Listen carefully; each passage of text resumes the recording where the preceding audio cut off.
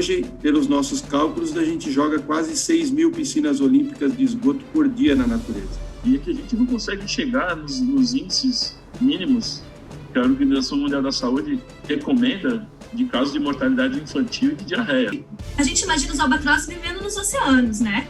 Eles estão apresentando doenças fúngicas que são características de áreas extremamente contaminadas de terra, de continente.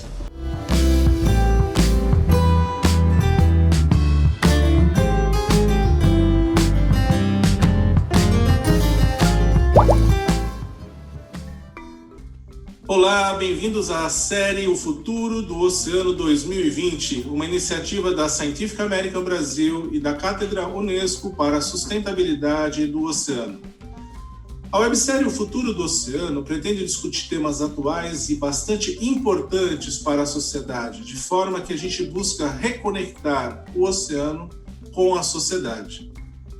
Esses diálogos, eles consideram a visão de especialistas, a pessoas ligadas a governo, à iniciativa privada, ao terceiro setor, lideranças comunitárias que enriquecem e trazem múltiplas facetas desses problemas que afligem o Brasil. Essa série terá 12 episódios e todos eles estarão disponíveis nos canais da Cátedra e da Scientific American Brasil no YouTube. No episódio anterior, trabalhamos o tema poluição visível, lixo nos mares. Nesta, a gente vai trabalhar um contraponto, a poluição invisível, mas que, de certa forma, está lá causando problemas. A gente vai entender um pouquinho disso com os nossos convidados. Então, nem tudo que polui, né, a gente acaba vendo. E esse é um ponto importante. E está muito associado à questão do saneamento básico, como vocês vão ver já já. Nós temos vários tipos de poluentes dentro dessas características muito diferentes e com consequências para o meio ambiente e para a sociedade muito diferentes também. Para discutir essa questão, esse tema importantíssimo, temos aqui o prazer de ter como convidados o Edson Carlos. Bem-vindo, Edson. Obrigado. A Camila Domit.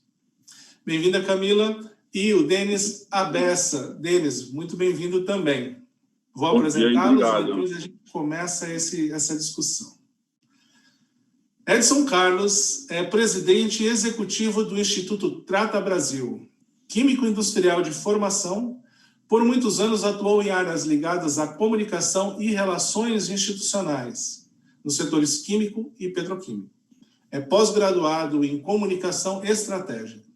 Atuou por quase 20 anos em várias posições no Grupo Solvay, sendo que nos últimos anos foi responsável pela área de comunicação e assuntos corporativos da Solvay Indupa.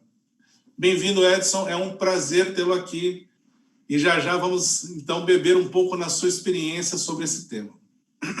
Obrigado. Camila é bióloga pela Universidade Estadual de Londrina e doutora pela Universidade Federal do Paraná.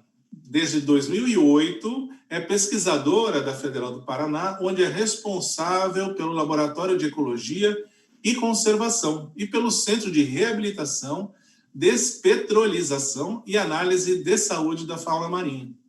Atua em projetos de pesquisa e monitoramento de fauna marinha, em redes de integração entre ciência, sociedade e políticas públicas e em grupos de trabalho de conservação da biodiversidade marinha, de gerenciamento costeiro, além de participar de diferentes fóruns nacionais e internacionais para a conservação, uso sustentável de recursos e manutenção da saúde dos oceanos. Camila, um prazer tê-la aqui conosco.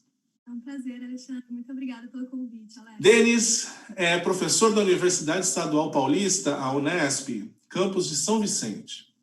Denis é biólogo, mestre e doutor em oceanografia pela Universidade de São Paulo e livre docente em saneamento ambiental e ecotoxicologia. Desenvolve pesquisas na área de ecotoxicologia, poluição aquática, ecologia marinha e gestão e conservação marinha e costeira. Denis, um prazer tê-lo aqui. O prazer é meu e agradeço a oportunidade de estar debatendo aí com vocês.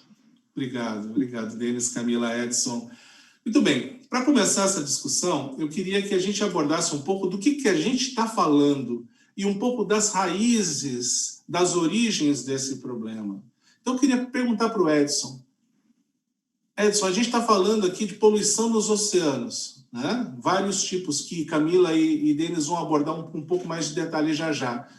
Mas a gente está falando de alguma coisa muito importante que acontece no continente, em terra. Do que a gente está falando, Edson? Pois é, obrigado aí. Esse é um assunto fundamental, né? Nós estamos falando eu diria que nós estamos falando de dignidade humana.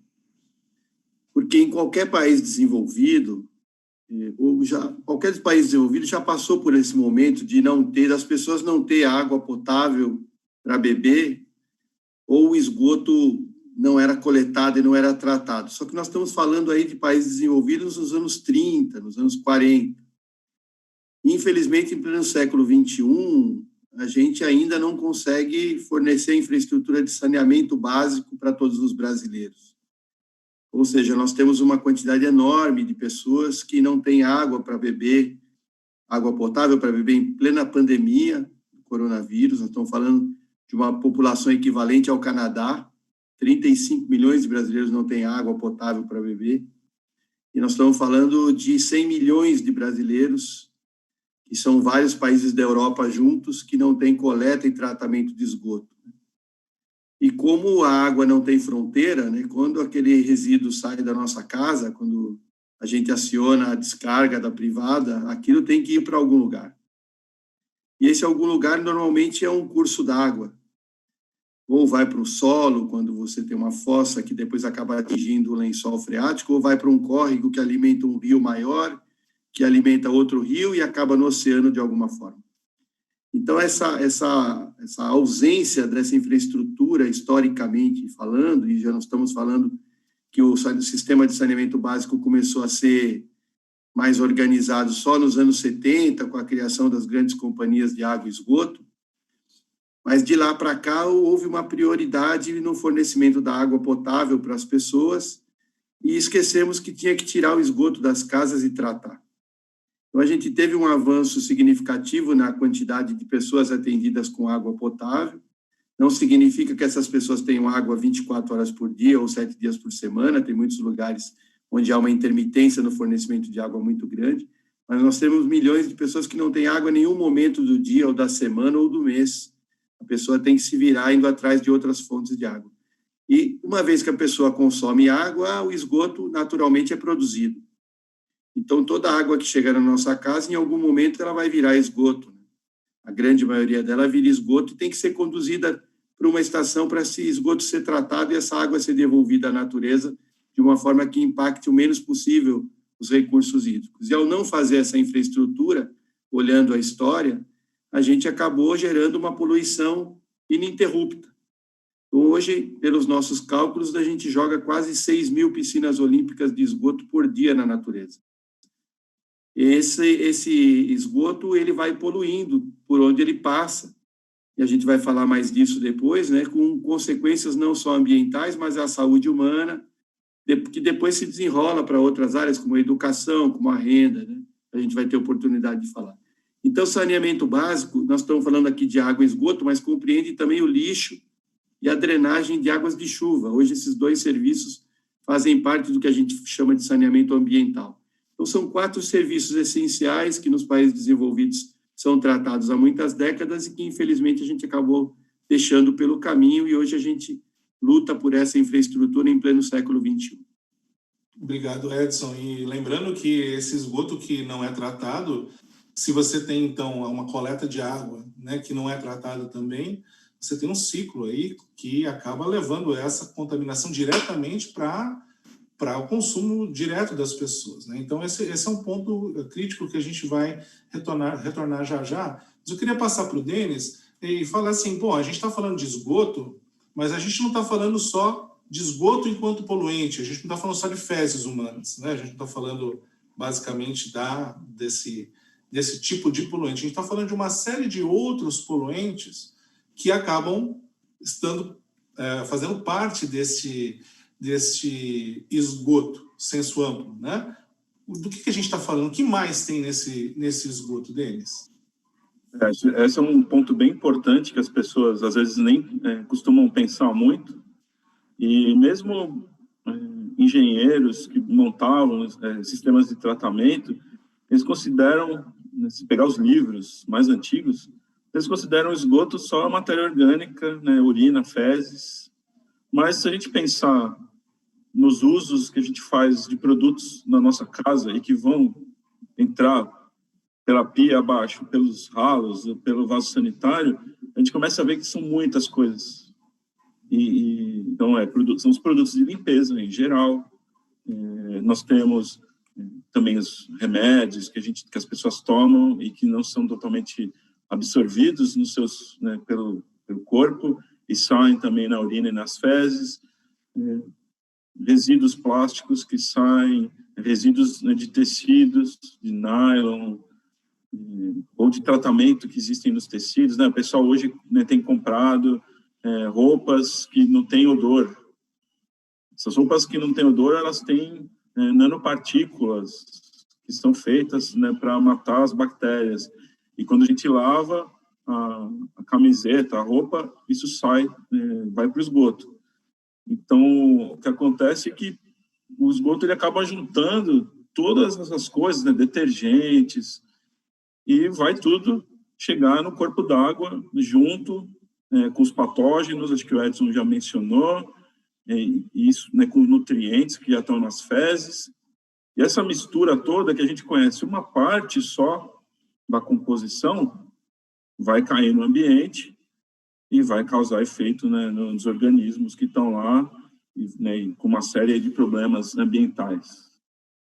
Legal, Denis. E Camila, eu assim, ampliando um pouquinho mais esse leque de origens de problemas que acabam indo parar no mar como uma poluição não visível, seguindo vários caminhos, e aí resgatando especialmente os predadores de topo, né? Por exemplo, os cetáceos, a gente tem nos cetáceos vários tipos de produtos que derivam de atividades industriais. Você explica um pouquinho isso para a gente? Com certeza. Na verdade, acho que a conexão entre o que o Edson e o Denis trouxeram é incrível. Você conseguir ver como a relação ambiental tem um efeito tão grande na fauna e em nós, seres humanos, né? Eu acho que os cetáceos, os golfinhos, né, como tu bem colocou, eles são topo de cadeia trófica. O que seria isso, né? Eles são aqueles predadores que comem todos os outros. E por serem esses que comem todos os demais organismos da cadeia alimentar, eles acumulam tudo que veio, que foi ingerido por esses animais também. E isso é muito parecido com o que acontece com a gente. Então, quando a gente fala dos golfinhos, a gente também está falando um pouquinho do que acontece com o ser humano. A gente também vai acumulando tudo que vem no alimento, né, que nós ingerimos. E essa relação entre o que acontece no continente e na água acaba se refletindo nesses animais. Então, eles trazem o efeito do material de limpeza, como o Denis colocou, que cai nos ambientes, nos corpos hídricos. Ele traz efeito dos fármacos, ele traz o efeito, né, dos remédios em geral, aqueles químicos que a gente usa no tratamento de cabelo, né, os resíduos plásticos, as fibras de tecido, tudo isso de alguma forma chegou no meio ambiente, ele começa a entrar nessa cadeia alimentar. Então, ele acaba sendo ingerido pelos organismos, não só porque os organismos querem comer aquele resíduo ou aquele químico, mas porque ele está junto, está associado ao alimento desses animais no mar, e de alguma forma acumulam lá nos golfinhos. E o que a gente tem visto hoje já, nessa fauna que nós admiramos tanto, né? Eu acho muito difícil você encontrar pessoas que não falem, olha que lindo, os golfinhos, as baleias. Esses golfinhos e baleias hoje estão trazendo também uma denúncia para a gente, né? Porque a gente tem encontrado acumulado no tecido deles químicos de protetor solar, que causam malformações, causam doenças nesses animais. A gente tem encontrado antibiótico, anti-inflamatório, anestésicos, que na verdade são comuns nos seres humanos. A gente tem encontrado até a concentração de drogas que são usadas pelos seres humanos, por exemplo, efeito de cocaína em golfinho. Com certeza o golfinho não foi para uma festa, não usou cocaína, né? Mas ele ingeriu, ele absorveu essas drogas do ecossistema. E a gente tem visto também outras problemáticas, por exemplo, com os compostos, como você colocou, industriais. Então, por exemplo, o químico que a gente usa para reduzir chamas em tecidos, eles têm acumulado nesses animais, nos golfinhos. Então, qualquer banco de sofá, né, banco de carro, tecido mesmo, a roupa que a gente usa, ele tem um produto que é anti-inflamável, para diminuir o risco de inflamar com fogo, né? E esse produto, ele não só acumula nesses animais, mas ele magnifica nos golfinhos. E na gente também. Então, esse organismo, como o golfinho, eles são mamíferos como nós, né? E também vão magnificar o efeito desses produtos químicos. Então, tu imagina, Alex, quando vem o produto químico da indústria, o produto químico da lavoura, por exemplo, o pesticida, o fungicida. Aí a gente descobriu ótimos produtos químicos, por exemplo, para reduzir formigas na nossa casa, né? E é esse produto que reduz formiga lá em casa, quando você lava a casa, quando vem a chuva, ou quando também vai para o esgoto, também, ou vai para o solo, e também chega no oceano. E ele também chega no golfinho. Então, tu pode imaginar o quanto, né, os golfinhos acumulam todos esses compostos químicos que não são naturais para eles, né? E que, de alguma forma, trazem alterações na saúde desses animais. E eu acho que esse é o grande tema que une tanto que o Edson como o Denis colocou, né? A saúde realmente de quem está na terra e de quem está na água. Muito bem. Não, eu acho que você conseguiu fazer um fechamento muito interessante e agregar uma série de elementos a essa discussão. Ou seja, a gente está falando de origens muito variadas, de atividades muito variadas, de produtos muito diferentes, com consequências muito diferentes, né? A gente também tem que incluir nessa discussão o óleo de cozinha, né? Que já se fala muito, né? A gente tem que falar aí, como você mencionou, os agrotóxicos, que, né, estão sendo discutidos atualmente no Brasil, dentro da perspectiva de uma liberação que vai na mão contrária ao movimento internacional, né? A gente tem aí uma série de elementos que acabam fazendo com que no mar a gente tenha um monte de poluentes, de contaminantes não visíveis. Um exemplo desse, só para contar uma história muito rápida, é que minha aluna acabou de fazer coletas, né, antes da pandemia, antes da restrição de deslocamento, na Ilha Anchieta, né, no Parque Estadual, e ela registrou um efeito que a gente olha em caramujos marinhos, pequenininhos assim, que é o surgimento de pênis não funcional em fêmeas. E ela registrou uma taxa de em torno de 70% de fêmeas com esse fenômeno, num parque estadual, insular, uma ilha.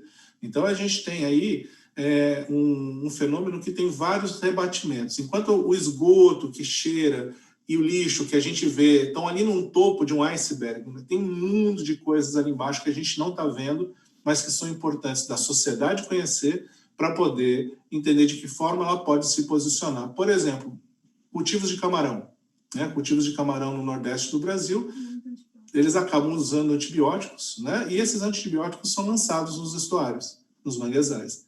Então, é um outro problema. Quando você está comendo camarão, você tem que entender que faz parte do cultivo de camarão esse tipo de atividade, que muitas vezes não é lidada, né? Não é tratada da forma adequada. E nesse sentido, eu queria devolver para o Edson e daí pedir para que vocês discutam um pouquinho mais essa questão, sem a minha intervenção, do que a gente está falando em termos do rebatimento, das consequências. Porque ultimamente ficou muito famosa uma expressão, né? E daí, né? E daí? Por que a gente tem que se preocupar com isso, Edson? Por quê? O morador, o cidadão normal, o contato que ele tem com esse problema é até sair da casa dele. Então, é igual o lixo, a nossa relação com o lixo. Quer dizer, o lixo é nosso problema enquanto ele está dentro da nossa casa. Você colocou ele para fora, parece que ele desaparece automaticamente, vem um fenômeno, um extraterrestre, e leva esse para embora para algum lugar. É igual acontece com os esgotos, né?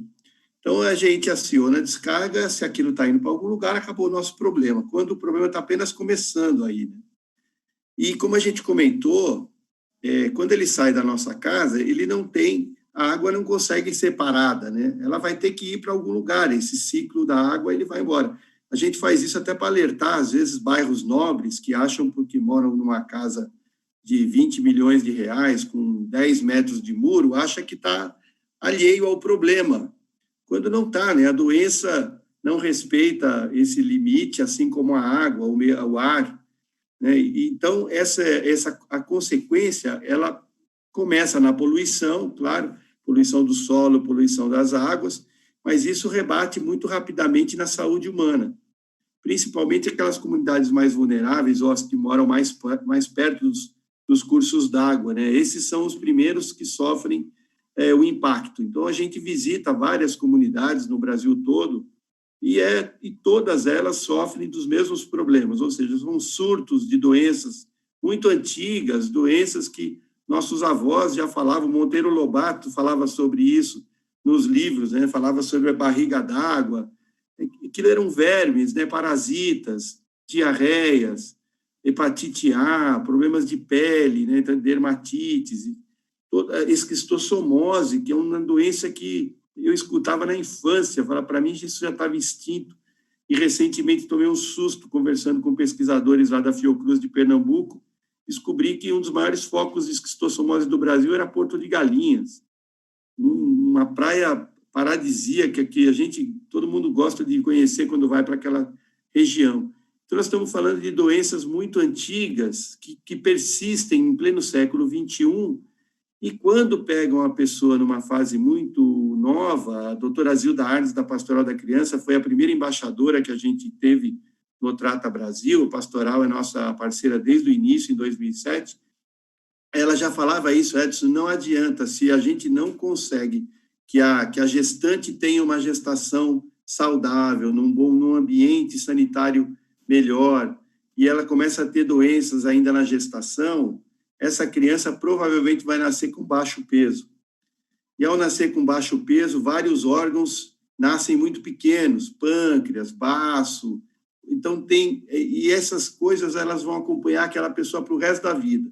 Se as diarreias pegam essa criança até 5 anos de idade, quando o corpo precisa destinar essa água do corpo para o cérebro, para a formação cerebral, você pode ter problemas na educação para o resto da vida. Depois, essa criança pode morar num bairro nobre e ela vai ter problemas para o resto da vida.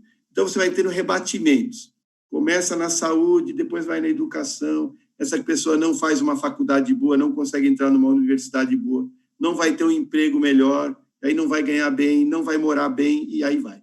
Então, essas coisas, depois a gente vai falar um pouco dos efeitos econômicos, mas você tem efeitos sociais, assim, brutais que acompanham aquela pessoa para o resto da vida.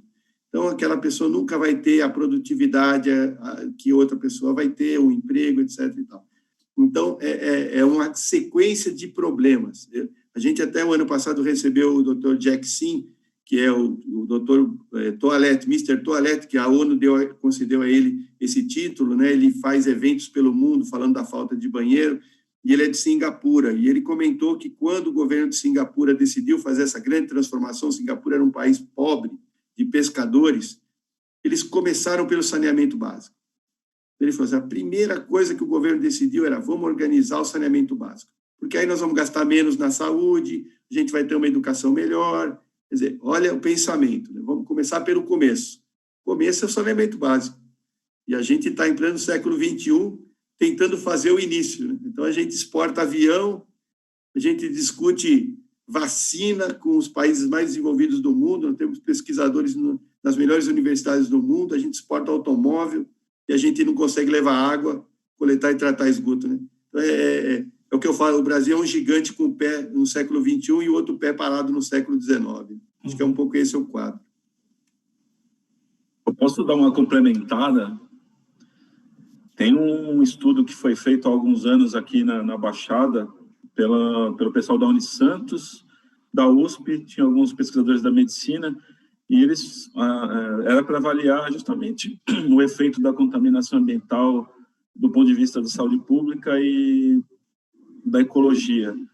E eles fizeram um estudo, uma parte, era com os jovens, e ficava muito claro que as populações mais vulneráveis, então as pessoas dos bairros mais pobres, tinham uma série de problemas de saúde, inclusive cognitivas, que eram causadas por essa questão que foi colocada aí pelo Edson. E a gente estava fazendo uma discussão com o Ministério Público e a gente falou, bom, e aí, quem vai pagar essa conta? Se você der a mesma condição para um jovem que está vindo dessas comunidades, eles não vão conseguir ter o mesmo desempenho de outros jovens. Então, nós temos uma conta social devido à poluição gravíssima. Isso pegando aqui na Baixada, que nós temos mais ou menos umas 65 mil pessoas que vivem em palafita sem acesso a esgoto. né, sem acesso à coleta e água potável, como foi colocado. Então, a gente gera, além do problema ambiental, um problema muito grave, né? Ninguém sabe quem vai pagar essa conta. O SUS vai pagar essa conta? Quem que é o SUS mesmo, né?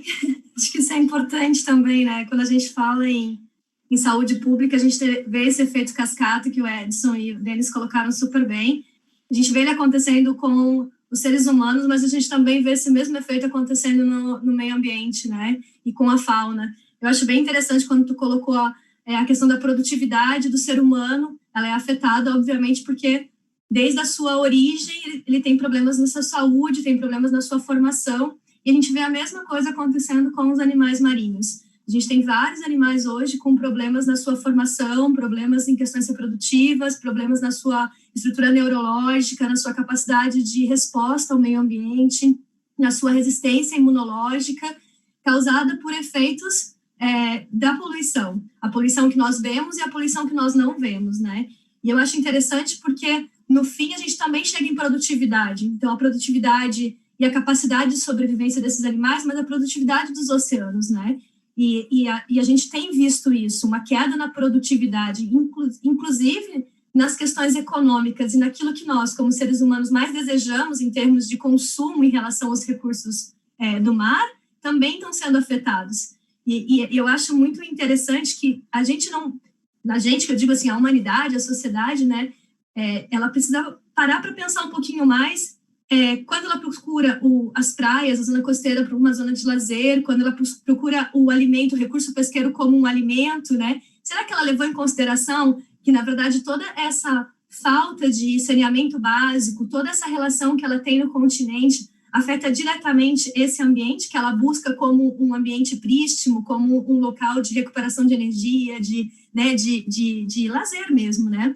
Então, eu vejo que essa questão da produtividade ou da própria saúde que a gente fala no ser humano, ela está relacionada também com o que acontece em saúde ambiental, como o Denis bem colocou, e toda a fauna hoje está respondendo com relação a essa questão. A gente tem visto, por exemplo, doenças emergentes surgirem em aves marinhas, por exemplo, aves oceânicas, como os albatrozes, que a gente imagina os albatrozes vivendo nos oceanos, né?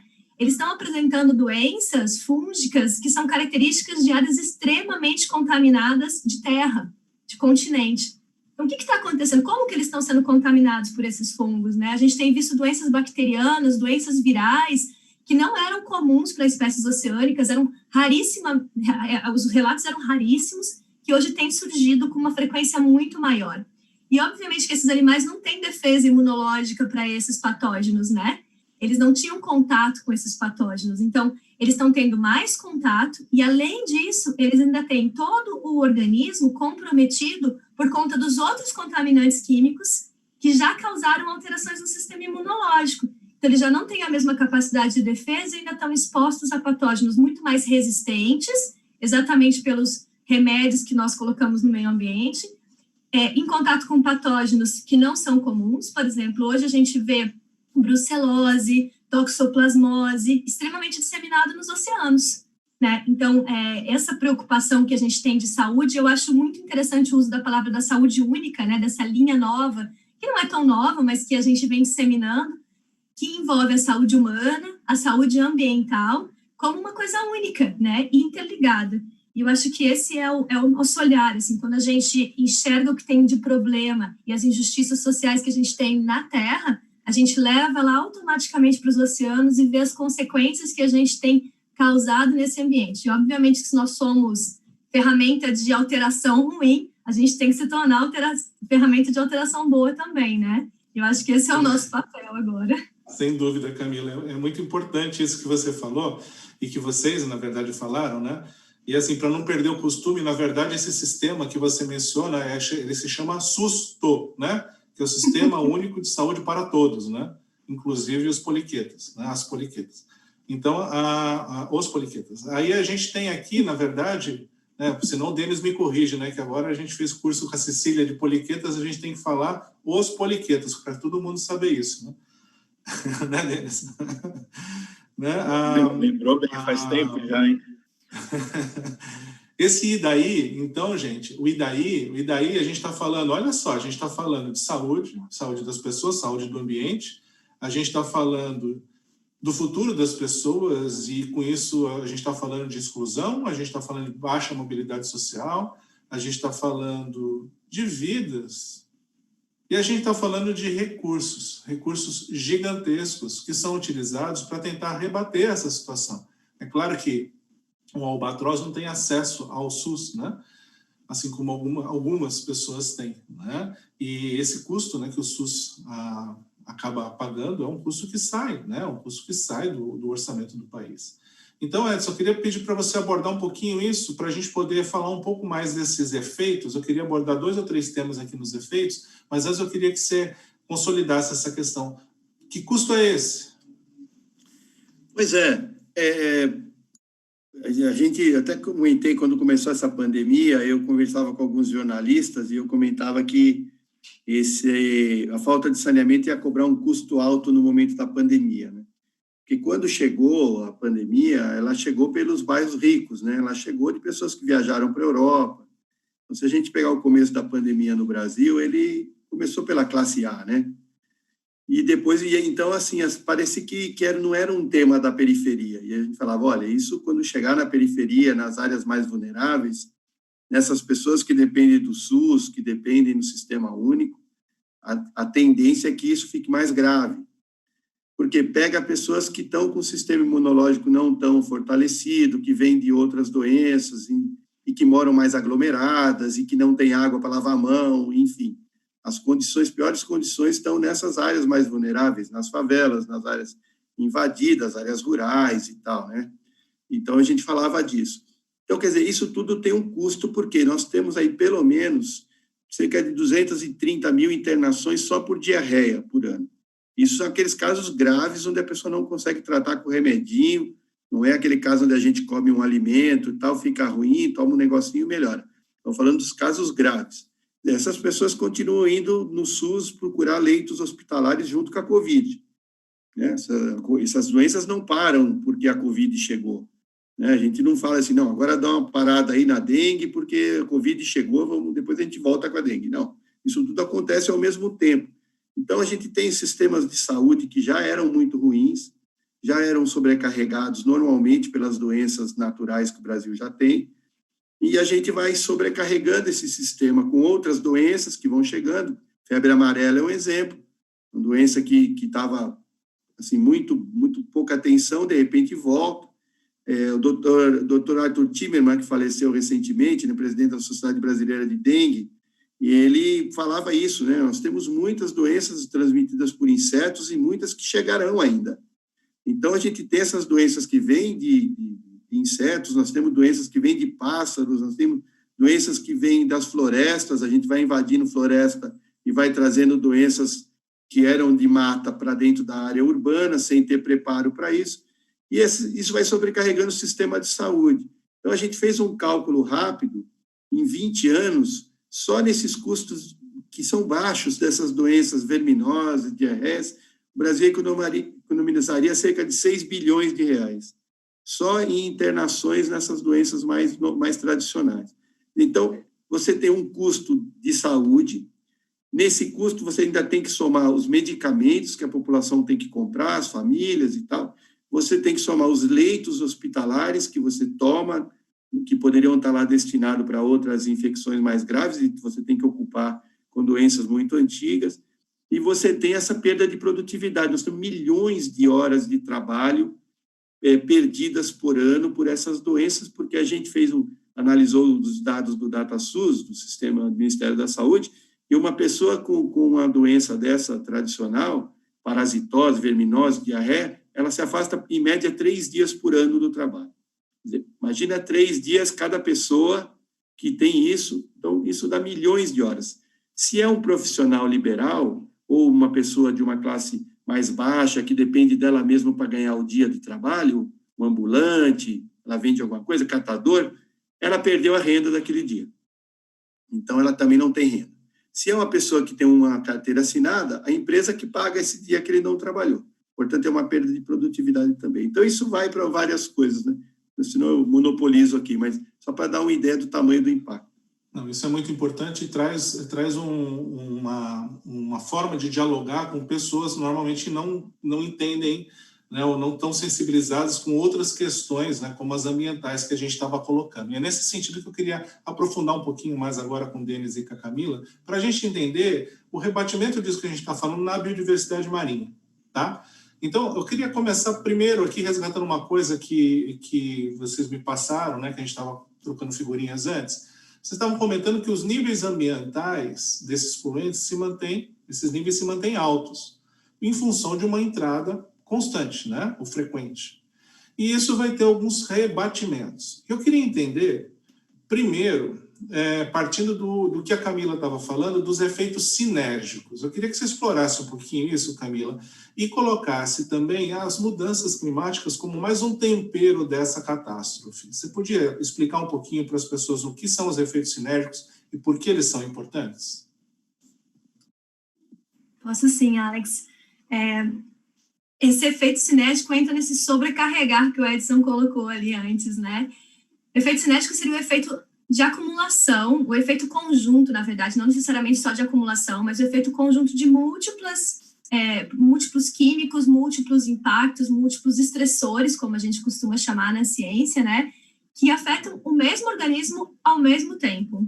Então, quando a gente tem, por exemplo, como nós começamos a conversar hoje, o efeito do pesticida e os agrotóxicos de maneira geral, né? Mais o efeito dos hidrocarbonetos, que vem de todo o nosso uso do óleo, por exemplo, né? Óleo de embarcação, o próprio petróleo, a exploração do petróleo, a água que é utilizada para lavar o petróleo na sua exploração, né? Então, quando a gente junta os hidrocarbonetos, junta o agrotóxico, junta os efeitos que são, junta os efluentes que vêm da indústria, junta o esgoto que vem das zonas urbanas, ou mesmo a falta do esgoto, né, e essa drenagem toda que vem das zonas urbanas, o resíduo sólido, tudo isso chega ao ecossistema ao mesmo tempo. Eu acho um bom exemplo para falar de efeito sinérgico, que acontece com o estuário, por exemplo.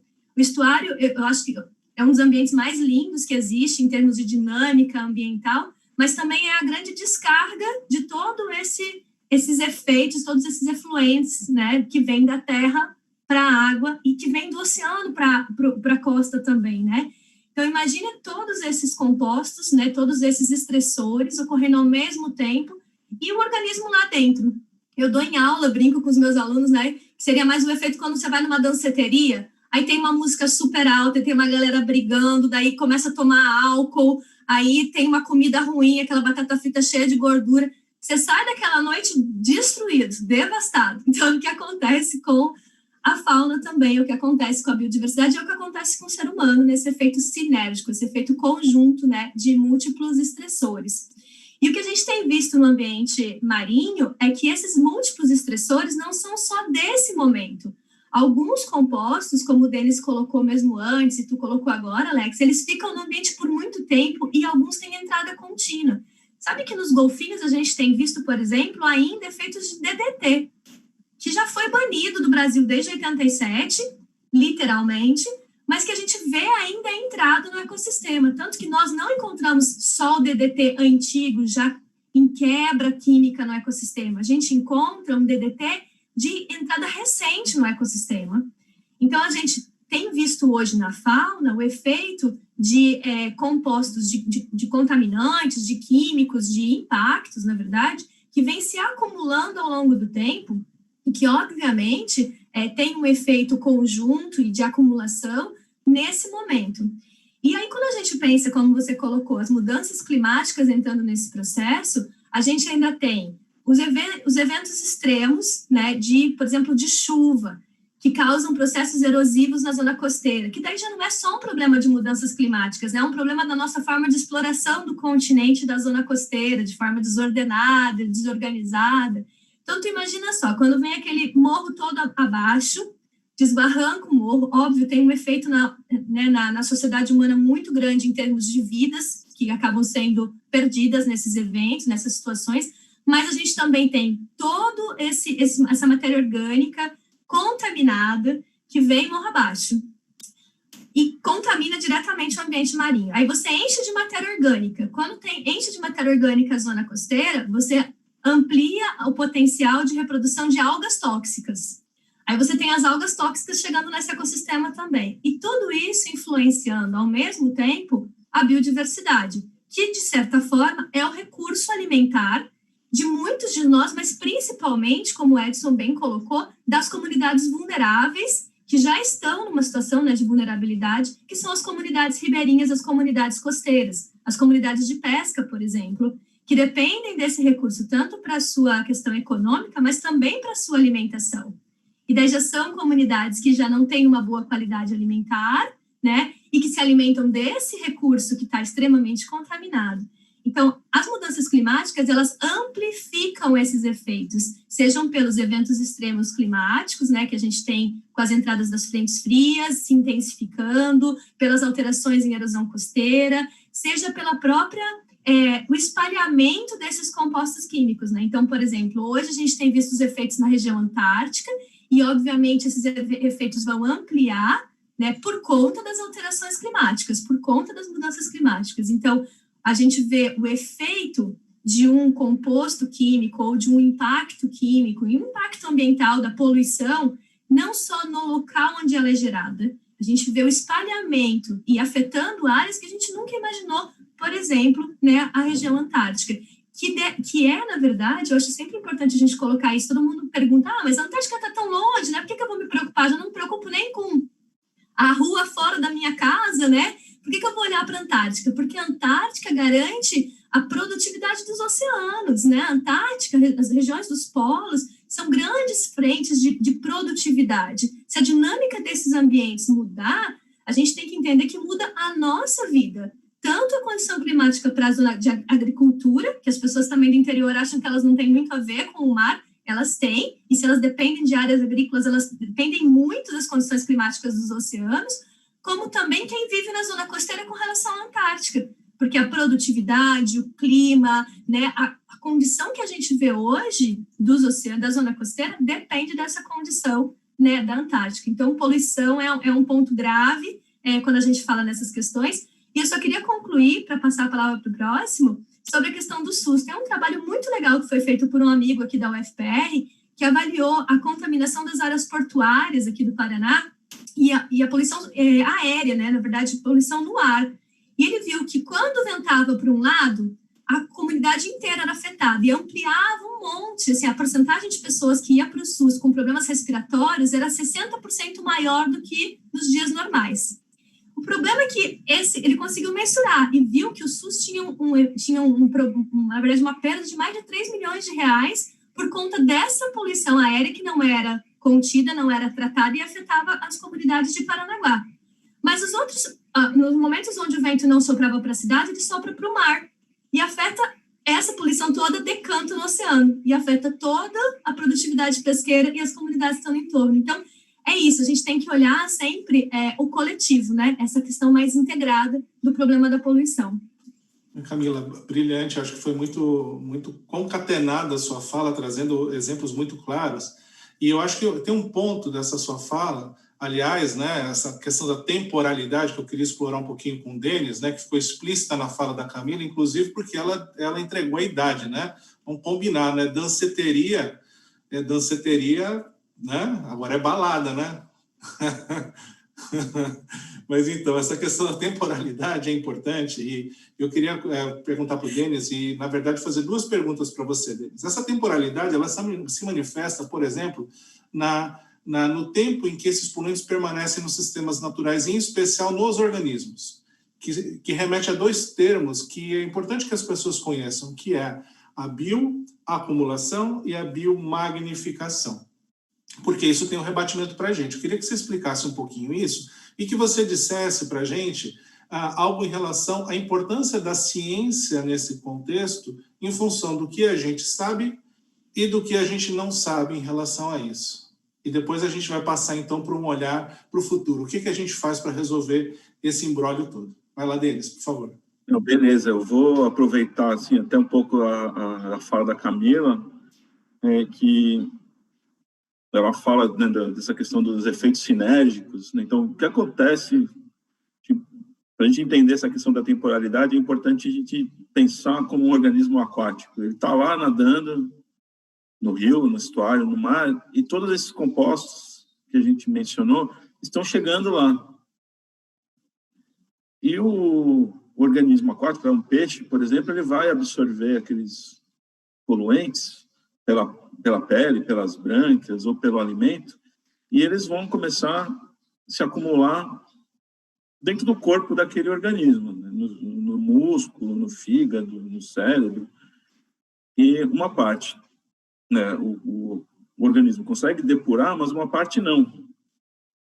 E essa parte que vai ficando acumulada nele, a gente chama de bioacumulação. Então, ele acumula e concentra, em alguns casos, os contaminantes que estão na água. Então, você às vezes vai na água ou, né, na lama do estuário e tem uma contaminação, mas quando você olha os organismos, eles estão mais contaminados, eles estão concentrando aquele contaminante porque a própria composição do organismo favorece com que o contaminante se acumule nele e não na água. E aí, essa cadeia alimentar, que os organismos vão se alimentando uns dos outros até chegar nos cetáceos ou no ser humano, quando o organismo se alimenta do outro que está contaminado, ele come vários, né? Então, um golfinho, por exemplo, ele não come um peixe só, ele come muitos.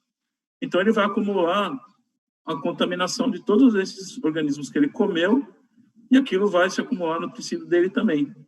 No caso do golfinho, vai se acumular no músculo, no tecido adiposo, na gordura que ele tem. E aí a concentração nesses organismos predadores se torna muito maior. E esse fenômeno a gente chama de biomagnificação. Então, o contaminante ele começa com uma concentração não tão alta no ambiente, mas que já pode ser capaz de afetar os organismos, e ele vai chegar naqueles organismos de topo, em que o ser humano se inclui, num nível muito alto. Então, a gente, né, vai consumir um camarão, consumir um peixe pescado numa área contaminada. Se a gente fizer isso com frequência, que acontece, e a Camila também mencionou, e o Edson também, as populações ribeirinhas que vivem ali próximas, né, do mar, do estuário, que comem muito aquele peixe, aquele pescado, elas vão se contaminar também. E isso acaba tendo um problema sério que já foi mencionado aqui de saúde, né, de essas pessoas começarem a adoecer. E tem uma relação também com a característica de muitos desses poluentes que estão no esgoto, porque eles entram no ambiente constantemente, né? A gente não para de produzir esgoto, ou mesmo a drenagem urbana. Choveu, arrasta contaminação para o ambiente. E eles vão absorvendo sem parar. Então, a gente chama de uma contaminação pseudopersistente. Né? Os contaminantes eles tendem a diluir e alguns a degradar por reações químicas na água, mas nem sempre isso acontece. Então, eles vão permanecendo ali e os organismos vão absorvendo, e aí no tempo, então, eles vão sofrendo efeito. É importante a gente lembrar que muitos compostos que são jogados no mar, eles não matam os organismos, né? Eles causam um efeito crônico, um efeito subletal, que a gente chama, não mata. Mas os organismos ficam doentes, como a Camila mencionou das aves, dos golfinhos. Então, eles vão reproduzindo menos, eles vão crescendo menos, e isso tem um custo depois econômico para a pesca. A pesca começa a decair, e muitas vezes a gente não sabe por quê, por causa da poluição. Ou pior, né, as áreas costeiras, elas exportam esse pescado para outros lugares distantes.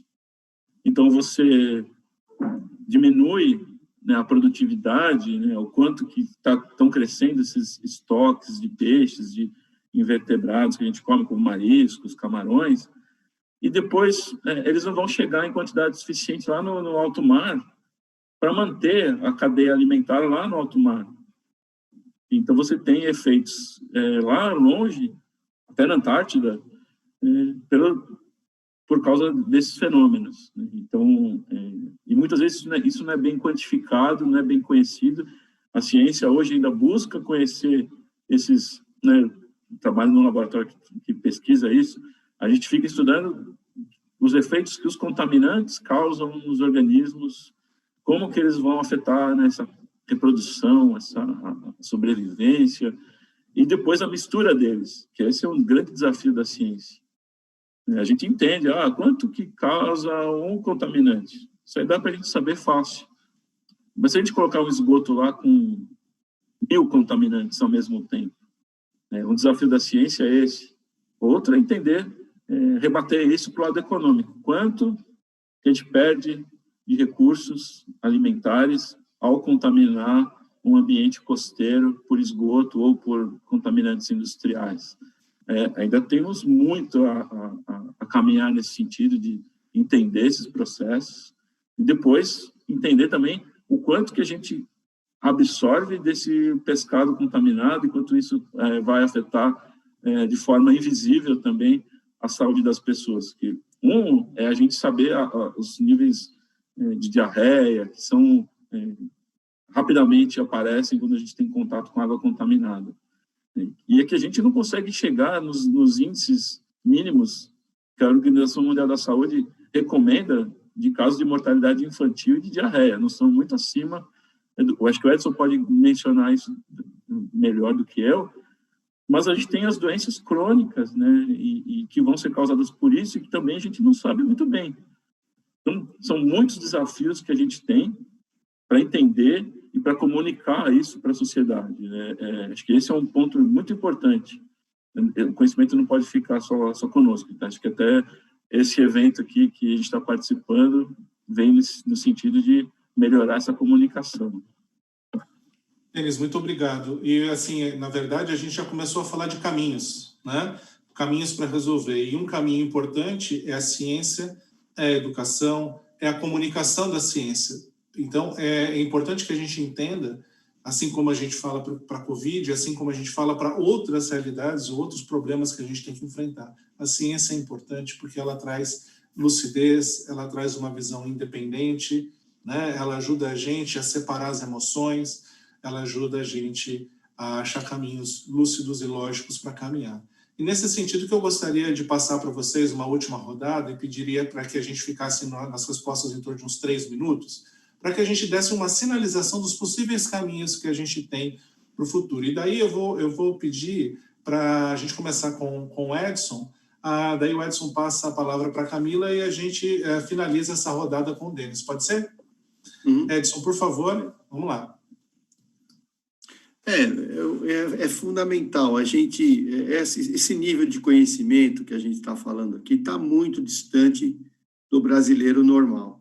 Quando a gente começou a falar de saneamento básico em 2007, nós decidimos aí criar esse movimento, que eu considero Trata Brasil um movimento pelo saneamento básico. Então, ele não tem finalidade de valorizar a empresa A ou B, produto X ou Y, público ou privado. O que a gente quer que as pessoas tenham saneamento básico no Brasil. A gente fez uma primeira pesquisa com o IBOP, na época, sobre qual era a percepção do brasileiro para o saneamento básico. 30% das pessoas não sabiam o que significava saneamento básico. Então, aí a gente vê como a gente está longe do nível de compreensão do que a gente conversa. Né? Então, até a observação que eles nos passaram, a orientação que eles nos passaram, eu falei assim, você quer falar de esgoto, fala esgoto. Não fala saneamento básico. Você quer falar de água, fala água. Então, assim, o que a gente percebe é que nós temos uma lacuna muito grande na educação para esses termos. A gente não ensina isso nas escolas. Muitas crianças acham que a água nasce na torneira, que não tem, da onde vem a água, por que tá, até hoje, com essa história do marco regulatório do saneamento que foi aprovado, tem críticas assim, por que eu tenho que pagar água? Pô, a água é de Deus, a água cai do céu, por que eu tenho que pagar água? Como se a água que a gente bebesse fosse a mesma água que está lá no rio ou no mar. Então, chega a esse nível de desconhecimento. Então, a gente precisa investir muito em educação ambiental. A educação ambiental ficou concentrada em reciclagem de lixo. Então, quando a gente fala, faça educação ambiental, você vai lá e explica para a criança que plástico é isso, papel, tem que separar. Aí vem o lixeiro, mistura tudo, e a criança não entende bem por que separou, porque muitos projetos de educação ambiental falam do começo, mas não falam do fim, que é o que nós estamos falando do fim do problema, né? O problema nasce lá na nossa casa, nasce num sistema que não chega, ou seja, está para trás da nossa casa. E a gente ensina a criança da nossa casa para frente. E aí a gente perde um pouco disso. Então, a gente precisa melhorar muito rapidamente a forma de se comunicar. A gente precisa tirar esses termos das universidades, levar isso para a sociedade, fazer muito mais isso que nós estamos fazendo, traduzir essas questões. O jeito que o Denis falou é muito claro para qualquer pessoa o que é bioacumulação, o que é biomagnitude, quer dizer, é isso, você joga, o peixe vai comendo, uma parte ele excreta, outra parte ele acumula, aí você vem e come o peixe, você está comendo tudo aquilo. Eu lembro uma vez eu fui passear em Maceió e comia peixe, camarão, naquelas lagoas lindas que tem lá em Maceió. Nunca me preocupei, comi pra caramba. Aí depois comecei a mexer com saneamento, voltei lá com aquele olhar, todas aquelas casas jogam esgoto naquelas lagoas, todas. Não tem saneamento básico no entorno daquelas lagoas do Mundaú, não tem. O esgoto, se você olhar com cuidado, todos os caninhos jogando esgoto dentro da lagoa, onde tem o peixe, o camarão, que depois a gente come nas barraquinhas ali e acha super gostoso. Então, nós não fomos educados para isso, a gente precisa levar essa informação dessa forma que nós estamos falando aqui para a sociedade, para a gente conseguir ter o apoio de todo mundo nas nossas teses aí. E é por isso que a gente precisa de um marco legal do saneamento, né? Assim, não sei se é esse o marco legal, né? Ele tem algumas controvérsias, mas eu creio que é um avanço na discussão nesse sentido, né, Edson? E daí sim, a gente segue com a Camila aí para outras visões. Sim, eu estou há 2 anos defendendo esse marco regulatório, não porque ele abre espaço para privado, nada disso, é porque do jeito que está, não dá.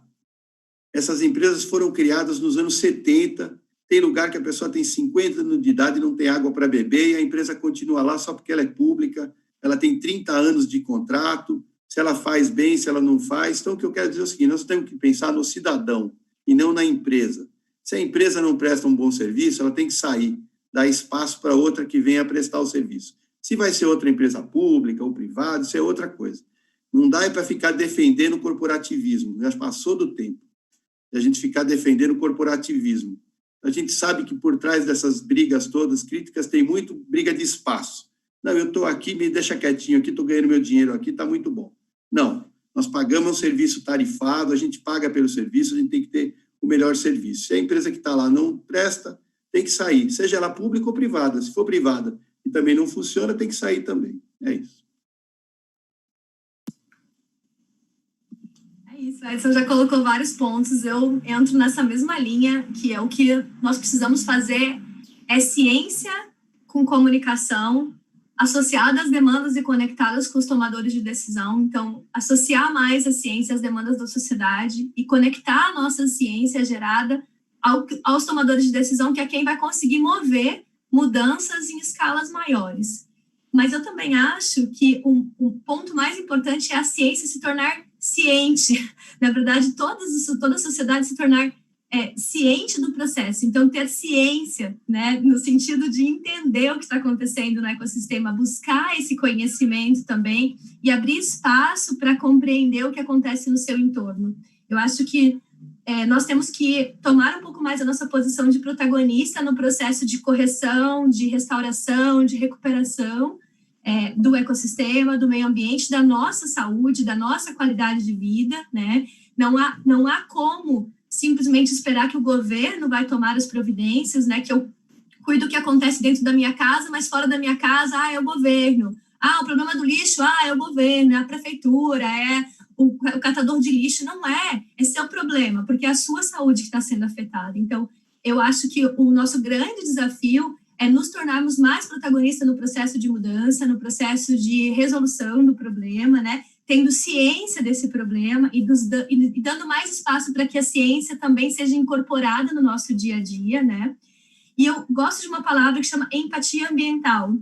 Eu acho que a gente precisa desenvolver essa empatia ambiental, né? Não é só empatia pelo outro, mas é empatia pelo ecossistema como um todo. É nos colocarmos como um tubarão-martelo, como um peixe, como um poliqueta, né? e entendemos que eles também têm direitos, né, e direito de estar num ambiente saudável, num ambiente conservado, assim como nós temos, e eles sequer têm direito a um advogado. Então, a gente tem que batalhar por essa causa maior, né, e em defesa também desse ecossistema. Então, eu acho que a empatia ambiental é algo que a gente precisa desenvolver, e com certeza, quanto mais conhecimento nós tivermos, mais empáticos ao processo nós seremos, né?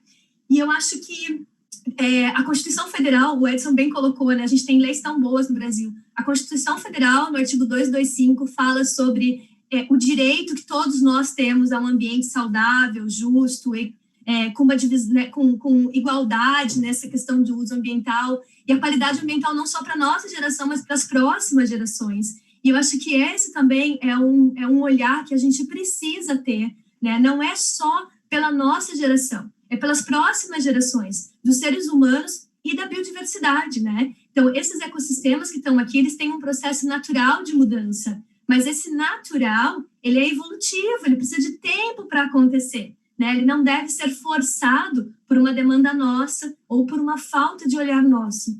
E eu, assim, acho muito importante deixar como última mensagem, assim, que a gente não tem mais direito de viver na cegueira. A cegueira não é mais um direito, né, nem uma opção para nós, para nossa geração. A gente realmente tem que abrir os olhos, a gente tem que enxergar o que está acontecendo na nossa volta, com a nossa família, e lembrar que não importa quão distante os processos estejam acontecendo fisicamente de você, ele está conectado com você, ele está conectado com a sua saúde, com a saúde da sua família. Então, se as pessoas gostam de ter esse olhar tão familiar, lembrem disso, que a saúde da sua família depende de como você vai agir com o mundo e vai olhar esse ecossistema no seu entorno. Então, acho que essa é a minha mensagem, acho que é comunicação mesmo e essa empatia ambiental, a gente vai ter que desenvolver ela. Por meio da ciência, esse é o caminho que eu escolhi, mas cada um fica livre para escolher o caminho que desejar, né? Eu vou só completar, então, com essa fala da Camila, porque, assim, eu também... o mundo é um chavão, né? O mundo é um só, né? Não tem outro, né? Então, não existe jogar fora, não existe jogar o lixo em outro lugar, é o mesmo planetinha que nós estamos. E eu vejo, assim, em termos de futuro, que a gente... mais desafios, a gente trazer essas conversas aqui, que igual essa que nós estamos tendo, e essas informações que estão já existentes na ciência, para a tomada de decisões, né? Acho que esse é um ponto importante. As decisões, acho que a questão da pandemia tem mostrado isso, bem claramente.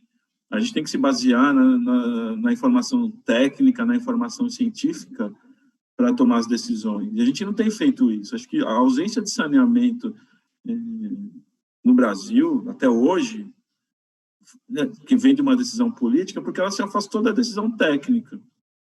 Então, fazer com que as informações elas, sejam usadas de fato, muita coisa a gente não sabe, mas muita coisa a gente sabe. Né? Saber que não pode jogar esgoto no ambiente, a gente já sabe. Né? Os europeus já sabem isso, quer dizer, tem civilizações muito mais antigas lá no Egito que já não jogavam esgoto. Então, isso a gente sabe. E por que a gente faz? Né? Talvez, então, esse é um ponto. E outro que está relacionado a ele é a gente pensar na questão das cidades. Né? Muito dessa poluição vem das cidades, das áreas urbanizadas. Para que servem as cidades? As pessoas têm que pensar nisso. Elas servem para que as pessoas tenham bem-estar, né? Elas têm que estar organizadas com essa visão. E acho que a sociedade precisa pensar nisso, as pessoas precisam pensar. Se a gente tiver esse outro olhar, de que, né, a gente tem um sistema econômico, uma cidade, que ela está voltada para trazer bem-estar aos seus cidadãos, e não os cidadãos trabalharem para a cidade só, acho que todo mundo vai ganhar, e a gente vai ter esse olhar que a Camila pediu, de a gente se colocar no lugar dos recursos naturais que precisam estar funcionando bem para que a gente tenha saúde. Acho que essas duas coisas que eu vejo que são bastante importantes e talvez ajudem a gente a seguir num caminho de trazer essa dignidade que o Edson mencionou no começo das falas e que é aquela que a gente busca. Eu, como cientista, eu quero que todo mundo tenha dignidade. Quero que não exista essa desigualdade social, que tem a gente morando sem acesso a esgoto. E acho que, não sei se tem algum cidadão brasileiro que discorde, talvez tenha, né? Mas acho que se tiver uma minoria. Então, nós temos que pegar esse olhar comum, esses pontos que a gente tem em comum, sem ideologias políticas, para batalhar pela melhora, né, da vida das pessoas, por um bom saneamento e para evitar a poluição. Seria, nesse caminho, a minha mensagem de futuro.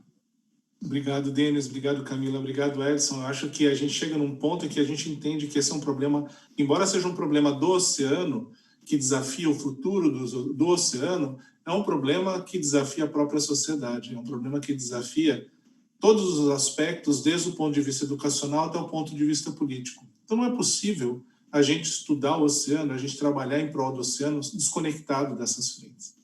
Nesse sentido, eu queria deixar claro, né, que na temática da oceanografia, a gente tem várias frentes, e tem uma frente emergente que se consolidando mundialmente, em especial no Brasil, que é chamada de oceanografia social ou socioambiental. Eu queria indicar para vocês o panorama latino-americano da oceanografia social, que é um conjunto de mesas que foram feitas agora em junho, né, e julho, especialmente agora em julho, né, elas foram programadas em junho e realizadas em julho de 2020 e que trazem discussões riquíssimas sobre essa temática. Então é muito importante a gente ver essas conexões e se a gente realmente quer resolver o problema, a solução não tem que estar no pesquisador, no empresário, no político, na pessoa. A solução tem que estar no conjunto, né, em todos. E aí a fala da empatia, né, trazida pela Camila, ela é muito importante. E eu acho que esse é um bom caminho, né? A gente se sensibilizar, se colocar no lugar do outro e crescer enquanto sociedade, enquanto humanidade. Nesse sentido, eu, infelizmente, vou ter que finalizar. A gente está aqui chegando ao final desse episódio. E eu queria agradecer ao Edson. Obrigado, Edson. Obrigado, Camila. Obrigado, Denis. Foi um prazer tê-los aqui e passar esse momento trocando essas figurinhas, trocando essas reflexões com vocês. Foi muito, muito, muito profundo, muito rico, né? Então, eu queria agradecer. E também agradecer à equipe da Cátedra e do Instituto de Estudos Avançados pelo apoio na organização e na parte técnica do evento. E lembrar que a gente vai ter no próximo episódio o tema Biodiversidade e Recursos Pesqueiros. Então não percam, vai ser uma discussão muito importante de um tema também muito sensível e que vem se arrastando há muito tempo em termos da sua, né, materialidade, da sua continuidade, da sua organização. Nesse sentido, se você gostou, deixe o seu joinha aqui, deixe o seu like, mande sugestões de temas, comentários, para que a gente possa cada vez mais melhorar essa tentativa que a gente está buscando de comunicar com a sociedade os temas relacionados ao oceano. E como uma mensagem final, que eu creio que seja a mensagem de todos aqui, para não perder o costume, que dos mares o melhor. Um grande abraço e até breve. Obrigada. Obrigado. Muito obrigada, pessoal. Foi ótimo. Diferente do boi, né, que o cara que come a picanha lá na churrascaria, ele lembra que quem cria o boi é um pecuarista, um fazendeiro, aí todo mundo sabe. Mas o peixe, e parece que ele chega no mercado voando, ele não chegou pelas mãos de um trabalhador que fez um grande esforço para fazer isso. Em muitas comunidades, a tainha nem chega perto das praias, porque ela é toda pescada em grandes barcos, né, em traineiras. E o que aconteceu nos últimos anos é que o componente pesca foi excluído do projeto de lei, da lei do mar, né? Então, assim, pesca nem tá lá, entendeu? Assim.